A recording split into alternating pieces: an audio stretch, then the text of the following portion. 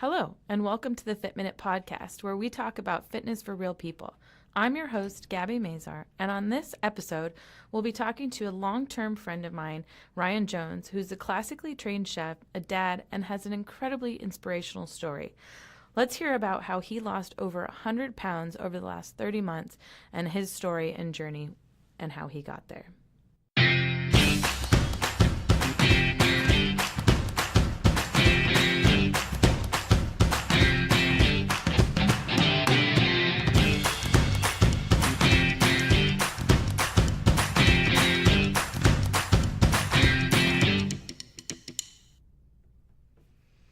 You're listening to the Fit Minute Podcast, episode 2. I have a friend of mine, Ryan Jones, here with me today. We're going to get into some stuff about nutrition, about his lifestyle, and how he's changed his lifestyle over the years. So I can't wait to get started with you, and we'll just get right into it.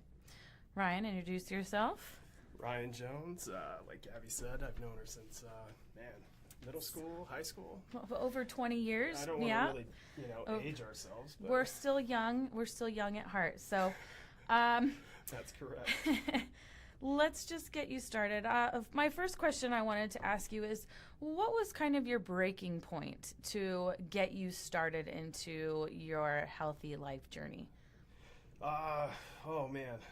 Well, when I was finding out that I was living in fast food drive-thrus and that value menu can add up, especially when you just start overeating and all that. I didn't notice it then, but then the girl that I was dating at the time had told me that I had stopped breathing in my sleep. Oh. And so there we go. Sorry. And she said she's done this for about a month or two. And so I was stopping breathing, and I would just find myself catching my breath. And so I went and got a sleep study. And finding out that you stop breathing in your sleep by somebody that's not a doctor is frightening. But then when a doctor tells you your results that you stop breathing for 47 seconds. Oh, my gosh. Your heart rate drops down to 27 beats per minute. It's kind of eye-opening. It was. And so with my background of I was a classically trained chef, so I knew I had to make a change. Well, you also played a lot of sports, and you were always really active as a kid too. I was active, and I was just not taking care of myself, and a lot of that led up to not breathing in my sleep, which is kind of important. A little important. Yeah. I think breathing is important for life. You would think, but what was your heaviest weight, and how much have you lost now? Oh, I was. So right after that test, I weighed myself, and I was 358.7 pounds. Nobody's keeping track. And 0.7. Yeah, 0.7. And so this past Monday, which would be 29 months, Okay. I've lost 114 pounds. Wow. Yeah. Wow. Congratulations. That I think at one point of my dating career was one of the women that body weight. I mean, it was an entire person. That's an entire small person, yes. And people didn't believe me, and they just said I wore it well. And that's sort of the scary thing, is like a lot of people don't know that you're unhealthy or could be depressed because Well, you are very tall and broad-shouldered, Yeah. so I mean, you can hold weight well, but 100 pounds is still, you're right, an entire person. And it's nuts, and you lose energy. You can't play catch or keep up with your kids, and the realization of like, what am I doing? I'm 33 years old, and I'm stopping breathing. Like, I shouldn't be worrying about my health. Way too young to be, yes. And it took a long time to get to that weight. Mm-hmm. And so, it's taken I love that you just said that, because one of the things that I try to really get into people's heads is that weight loss your weight gain didn't happen overnight. So your weight loss is not going to happen overnight. It took you 29 months to lose over 100 pounds. Yeah. 29 months of consistent diet, consistent working out, and just doing it, right? It was nuts. There was a lot of cheat days there, but there was a lot of mindful eating and what you had as far as inventory in your house. And, sometimes, it's not as to my regimen today, but I was making a lot more conscious decisions. Sure. And then you start eliminating stuff out of your diet, and it's really crazy because all of a sudden you're going to start feeling better with the good fuel, and then when you put in the bad fuel, want it. You don't want it. Your trainer's going to kick your butt the next day. Yes. You're going to have the residual. But you still go in and tell your trainer that you cheated, and they're like, "That's okay. All right, let's do some burpees." You hit it on the like, if you're not accountable to yourself and you can't like be like, "Hey, I fell off the wagon." Like, it's totally okay that you fall off the wagon. Right. I've done it before. It's that rebound. It's going to be that much harder. But if you can get to a point where you're like, gosh, that was hard, but I got through it, you can continue to grow that, not only mental strength, but that endurance to be like, you can enjoy and treat yourself to it. But so I love that you brought that up, because I wanted to touch a little bit on your journey. A lot of times people come to me and think that their weight loss is just going to happen, and they're just going, I want to lose 20 pounds over this much time. And if I lose 2 pounds a week, I can reach that goal. And, you know, it doesn't happen that way. You're not going to lose 2 pounds every week. Yeah. So in your journey, what have you found? I mean, do you feel that it's discouraging when you lose and gain weight, or does that keep you going? What? It is very discouraging. There's no easy days. It just gets easier. So like you still don't ever want to reach a pinnacle. So you always want to set your stuff up high, and you always want to challenge yourself. But you're gonna have those challenges. You're gonna have those days that you're just like feeling blah. You know, you ate your right numbers if you count the stuff. You know you worked and pushed yourself hard, but the scale doesn't. I just did a blog about, look, here's my cheat day, and I had an intense workout, then I did an intense hike, and the night before I think I was 250, and then the next morning after my workout, it was 243. Then I had my cheat meal, and then all of a sudden I was 252. So I mean, people can't weigh themselves. And that's discouraging too. You're weighing yourself every single day, but your weight's going to fluctuate.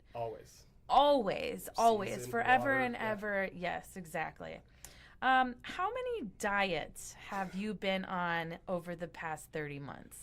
Okay, so it's going to sound very like, oh yeah, you didn't give it that long of a time, but your body knows it. I have had 23. I was counting through them, like when we were going over these questions. I'm like, okay. What type of diets are, what? Give me an example of some of them that you've tried. Okay, so I'll go from one spectrum to the other. I did keto. Okay.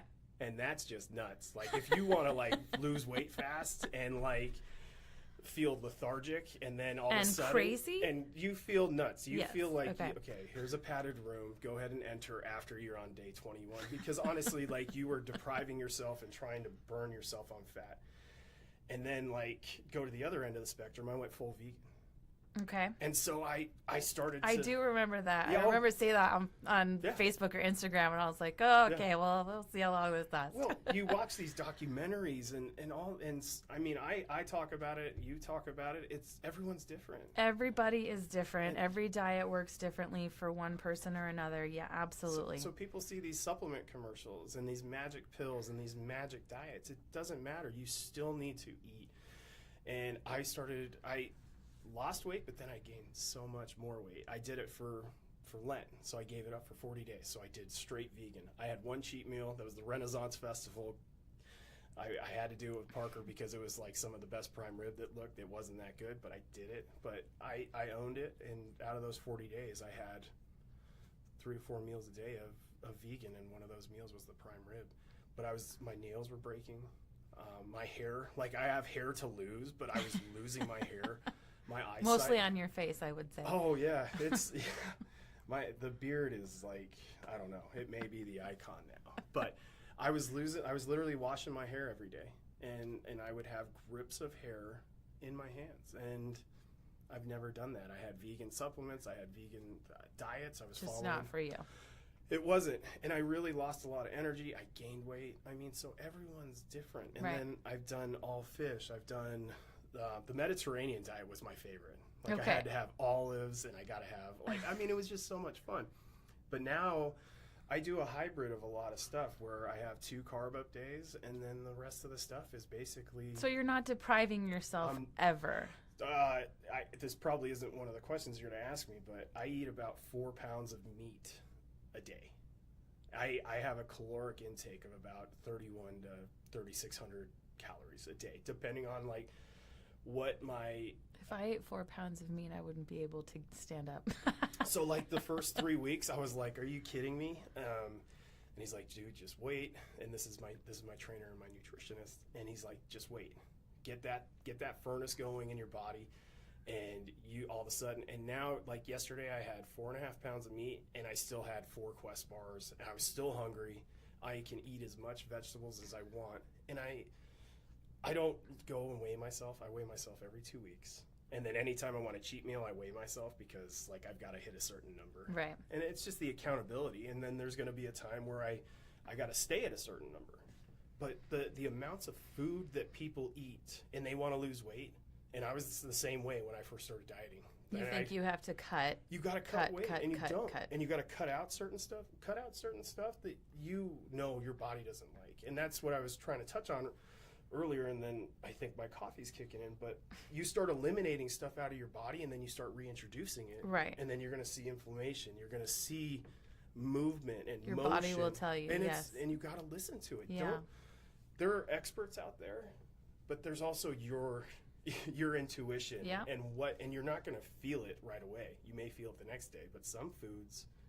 You feel them pretty immediately. Yeah. And some of the grains that people eat today aren't the same grains that were from 30 years ago, 70 years ago. I mean, it's a whole different. So you mentioned your son Parker, and I wanted to ask you, what's your motivation as a father with your son and your health? Okay, this kid can eat. So Parker is amazing. This kid.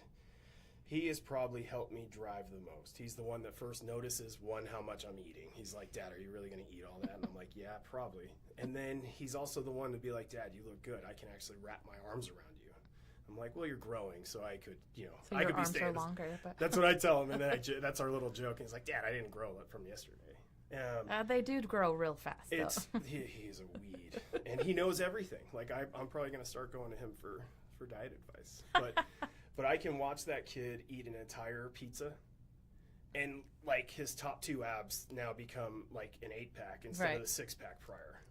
But he sees and he gets so inundated of like, "I'm not going to eat that. I just saw what it is. You said it's healthy. I know your regimen. I'm not going to eat healthy food." And then he tries it and he's like, "Oh my God, all right, that's good." That's awesome. Well, how do you, as a father and working in life, how do you fit in?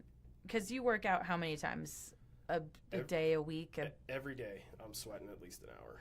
Okay, so how do you find time to fit that into your schedule? Being a dad, having a job, having a life, there's only so many hours in a week. How do you make time for that? There are. I wasted a lot of time being unhealthy. I get up very early. My gym is pretty open, so I get there as soon as I can. I let my kid sleep in on the days that I have him.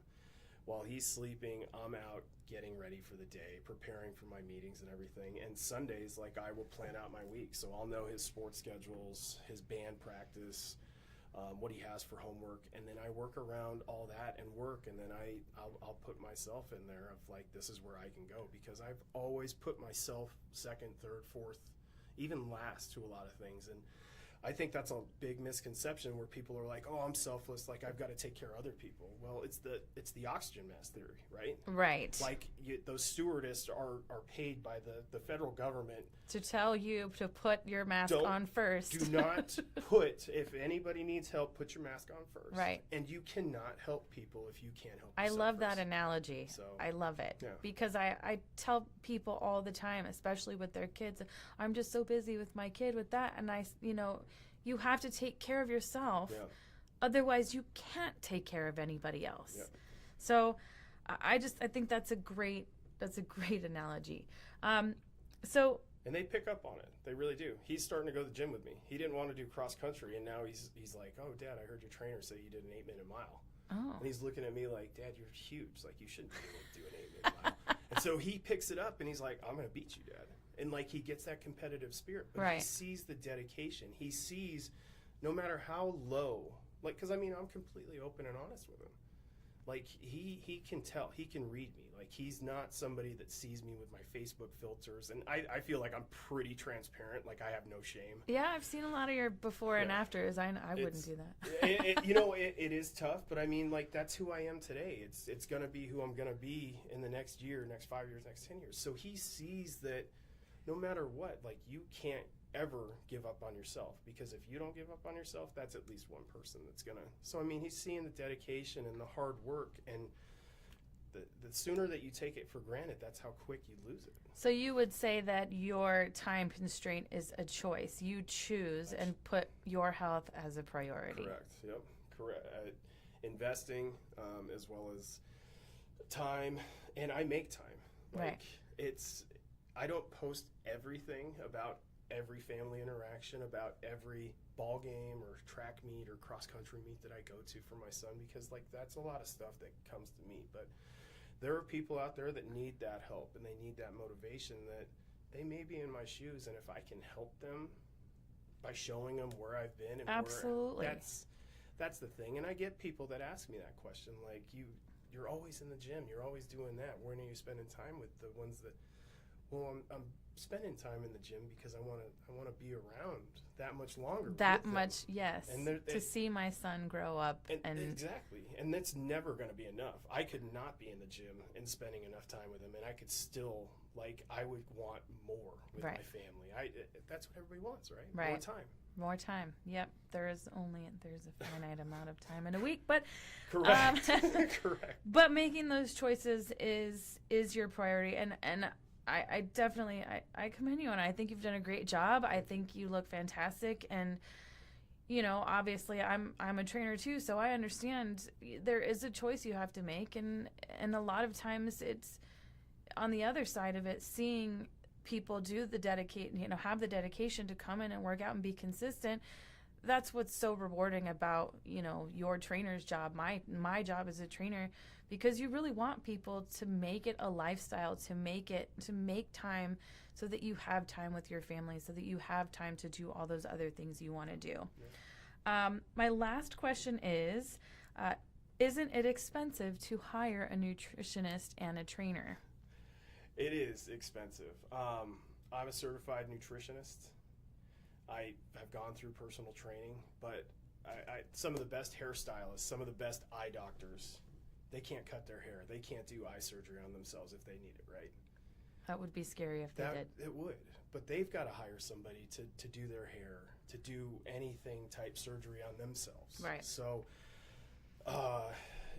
it is expensive, but it's expensive if you waste it, if you don't hold yourself accountable, if you don't really respect and cherish yourself. But it's an investment. The sooner that you can really swallow that bitter pill of like, I do need help, because I plateaued. Like, I was trying to do that journey on my own for 26 months, and like I did such a great job. I got myself to that point to have that much more dedication that when I did hire a trainer, I would stick with it. Right. I would see the results. I would do that. I've been through 8 trainers. It's crazy. And I'll just stop and I'll be like, oh, I can do this. I got it. Or I'll just stop going. Yeah. And then I'll just go hike the mountain. I have had clients that have come to me and were with me for periods of time, and then they're like, I'm just going to do this on my own. And then 3 or 4 months come back and they're like, I'm never leaving you ever again. And it's true. Because even as myself, I do work out on my own. I am a personal trainer. I do know what to do, but I don't want to do it. Yeah. I don't want to go to the gym and have to write myself a workout, because I'm going to choose what I want to do, not what I should do or what I know that I need to do. It's, having somebody there that's telling you, this is what you should do. This is what we're going to do today. I'm going to hold you accountable. I'm your partner in this, and we're going to make it to your goal. We're going to get you to where you want to be. And it's people like you that actually love their jobs and their passion.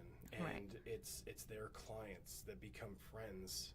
My clients are family. They really They're are. family, every one of them. And they feel it, and they stick with you, and they feel they owe you. I know I feel I owe a lot of people. I mean, I owe people that cheer me on, that I don't even invest in, besides the content that I push out. Right. But it's these people that are cheering you on and want to see you succeed. Right. And do that. And so, I mean, I commend you guys for motivating us, for I mean, I have posts in the morning at 5 in the morning where I'll do a quick like selfie and I'll be like, this is the last thing I want to do, but I'm doing it. And then I feel so much better. And then it sets up my day to be that much more successful because you just had such an awesome workout. You had somebody in your ear telling you you're doing it instead of sleeping, instead of eating a donut. But I mean, have your donuts, but then go work it off. Right. Enjoy yourself. Well, you do know you can't out exercise a bad diet. Correct. Ever.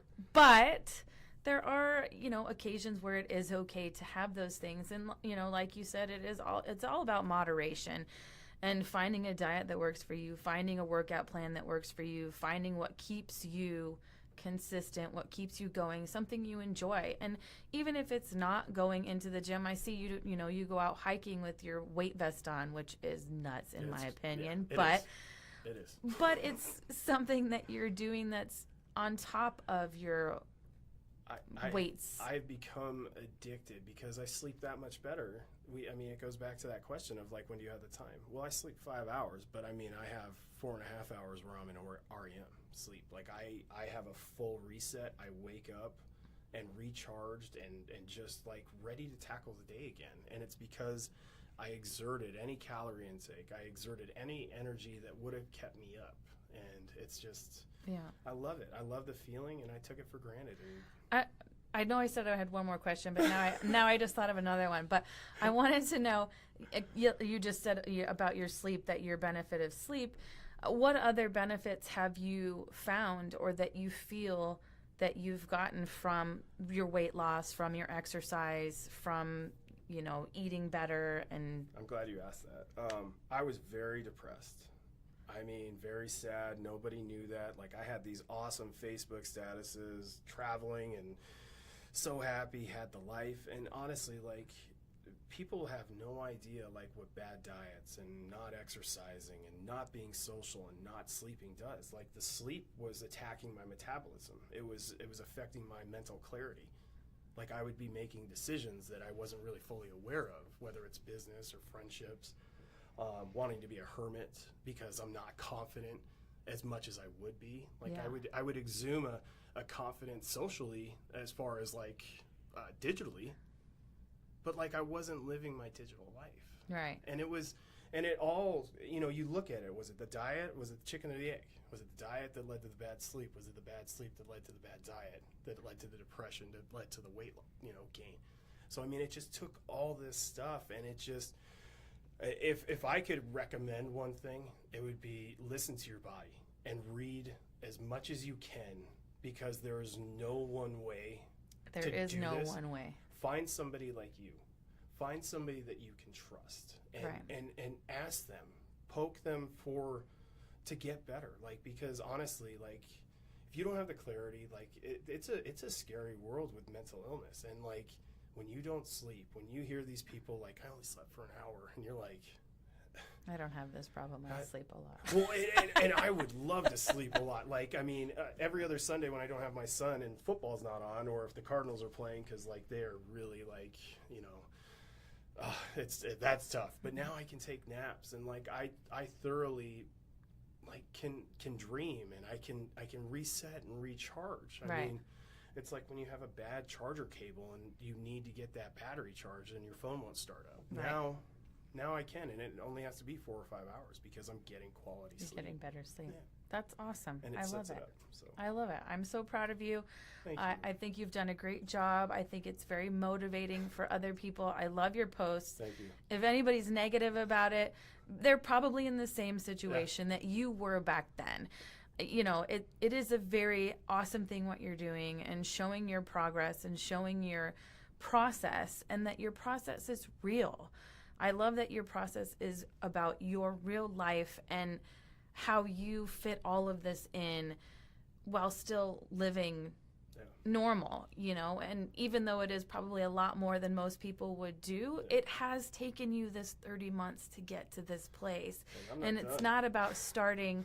It's about starting small. You start with one thing, and like you said, you've changed and done all these diets and done all these different workout programs, but that's all in the process to get to where you are and to where you want to be and to continue for the rest of your life.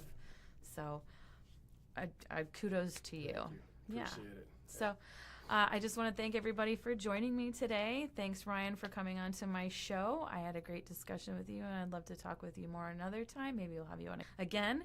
And we'll see you next week on the next podcast. Thanks so much.